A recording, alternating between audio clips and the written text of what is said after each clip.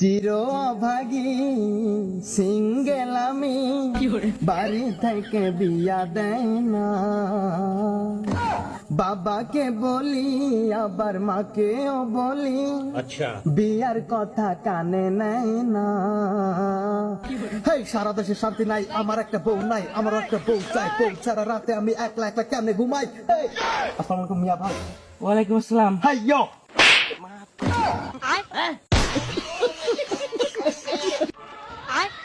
মিয়া ভাই, আরে আপনি আমার গায়ে হাত তুললেন মিয়া ভাই? আপনি এত সুন্দর একটা বাম্পার থাপ্পড় আমাকে মেরে বিকেল বেলা প্রেগনেন্ট করলেন না, আমাকে কষ্ট দিলেন। আরে তোর জ্বর আসছে নাকি? না মিয়া ভাই, এই জঙ্গলের মধ্যে পাগল টাগল হয়ে গেলি নাকি তোর? কেন আমি পাগলামের কি করলাম? এটা কোনো কথা? এই যে আবুল তাবুল ইয়ো ইয়ো কি কইতেছস না কইতেছস কিছুই তো বুঝতেছি না। আরে তাহলে তো আপনি বড় ভাই হিসাবে আপনার গর্ব করা উচিত। আপনার ছোট ভাই একটা পাগল, এইটাও কি আমার গর্বের বিষয়? তো গর্বের বিষয় না? এটা কোনো কথা? পাগল হলে গর্বের বিষয়। কয় কি ছোট ভাই পাগল, এটা গর্বের বিষয়? এটা তো মানুষ লজ্জা দিবে। লজ্জা? আয় হায় ওস্তাদ, আমার লজ্জা পারা সারা। আরে আপনার লজ্জা আছে? এই মিয়া ভাই, আপনার লজ্জা আছে? আপনার আপনার ছোট ভাই আমি, আর আমি বিয়ে করে নিয়ে এই সিঙ্গেল জীবন নিয়ে অতিষ্ঠ আমি। প্রতি রাতে ঘুমাতে গেলে আমার সেই হবু বউকে মিস করি। আরে বউকে জড়িয়ে ঘুমানোর যে শান্তি, এটা শুধুমাত্র আপনি অনুভব করেন মিয়া ভাই, কারণ আপনি বিবাহিত। কিন্তু আমার মতো একজন সিঙ্গেল কপাল পোড়া ছেলেকে আপনি বিয়ে না দিয়ে আপনি বলছেন যে আপনার লজ্জা। আরে লজ্জা কার? আমি তো বিয়ে করিনি, এই যে আমার বউ নেই, আমি এখন সিঙ্গেল।